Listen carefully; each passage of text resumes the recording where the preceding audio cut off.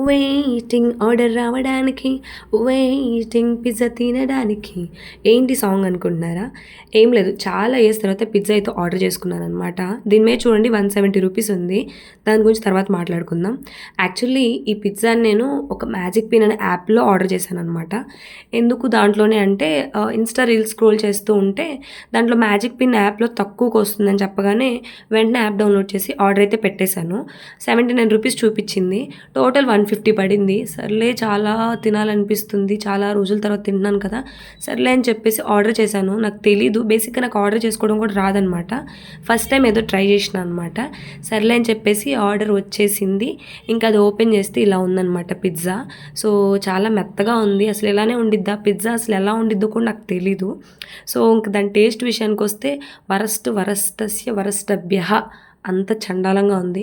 ఇప్పటివరకు నేను తిన్న ఫుడ్స్‌లో ది వరస్ట్ టేస్ట్ దేనికైనా ఉందంటే అది ఇదే అని చెప్పొచ్చు. ఇంకా దాంట్లో ఒక సాస్ లేదు, టిష్యూ పేపర్స్ లేవు, ఏమీ లేవు. ఆ చిల్లీ ఫ్లేక్స్ అంట 2 పేపర్స్‌లో ఇచ్చారు. అవి వేసిన తర్వాత ఇంకా వరస్ట్‌గా ఉంది. పోనీలే అని చెప్పేసి ముక్కి మూలిగి తినేద్దాం అని చెప్పేసి ట్రై చేసినా అనమాట. అస్సలు ఎళ్ళలేదు. 40 మినిట్స్ ఆర్డర్ రావడానికి పట్టింది. ఇది కంప్లీట్ చేయడానికి ఒక 1 అవర్ పట్టింది నాకు దగ్గర దగ్గర. గంట సేపు కూర్చొని మెల్లగా తింటూ ఉంటే ఫైనల్‌గా లాస్ట్‌కి పీస్‌తో ఎండ్ చేశాననమాట. బేసిక్‌గా నేను ఏది తిందామని చెప్పేసి వెంటనే ఆర్డర్ చేసుకుందాం అనుకున్నా గానీ ఇట్లనే జరుగుతది. మీకు కూడా ఇలాంటి ఎక్స్‌పీరియన్స్ ఎప్పుడైనా జరిగిందా? నన్నడిగితే ఇన్‌స్టా రీల్స్ చూసుకొని ఎప్పుడు ఆర్డర్‌లు, గీర్డర్లు పెట్టుకోకండే.